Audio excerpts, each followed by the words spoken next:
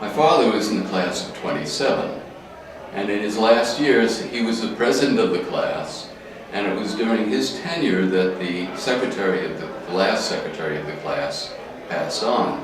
And it's nice to know that the class of 27 continues to be remembered, even if that masthead for the class of 27 and the Alumni Weekly isn't there. I love keeping in touch with people. I've always been a writer, and I've always written a lot of letters, and this is a good way to keep in touch with my classmates. I write them whenever I get changes of addresses. I write to them, or to see if I see them in the paper. It's nice to keep in touch, basically. It's a nifty job. I get to meet organized people, discussing with people that didn't have a chance to meet in college. It's really a lot of fun, and I enjoy it thoroughly. I've only had the job a little over a year, and I hope that I live long enough to have a long time.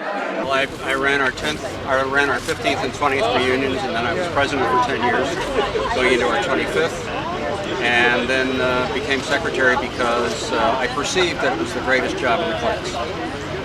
One of the most interesting things about being involved as a class officer, whichever one, is that of my 10 or 12 best friends in the class, better than half of those are friendships that have developed since we graduated. As a result of being class secretary, I've made friends of people I didn't know. I was just saying to somebody else, I'm still meeting my classmates. A bunch of names, and there are some regulars who write all the time, and some people who, for whatever reason, they finally get inspired to write. I think that's something else that's really rewarding. Someone who I haven't heard from in 28 years decides this is the day they're going to answer an email. It's like, yes, I am doing something. For now, I'm in Morocco, as I said, in the Peace Corps, and it's given me a nice balance of the rest of the world. It's very easy to get caught up in my own little world of what I'm doing, and to keep in touch with my class and to know that there are other people out there doing other things has been really rewarding for me. And I feel like I'm not so isolated. The best part is association with old friends, and then making a lot of new ones, people that I just simply didn't know that well. The most difficult part of the whole job is cutting I get so many words from people and messages, trying to cut it down to so it's acceptable to Fran.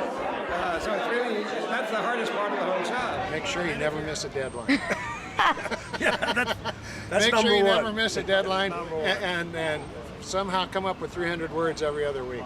And if you can't, you do what Jack does, you make it up. Make it up. Well, one year I traveled around the entire country in a 40-foot Winnebago visiting classmates, and the entire thing was made up. And I had photos from all over the country, and people calling my wife and wondering if we'd broken up. My wife edits them heavily for snide remarks, killer statements. It's a lot of fun. I like it. You get great to you make contact with people you haven't seen in years. Some folks you didn't know real well. You learn a whole lot more about them, and you become friends.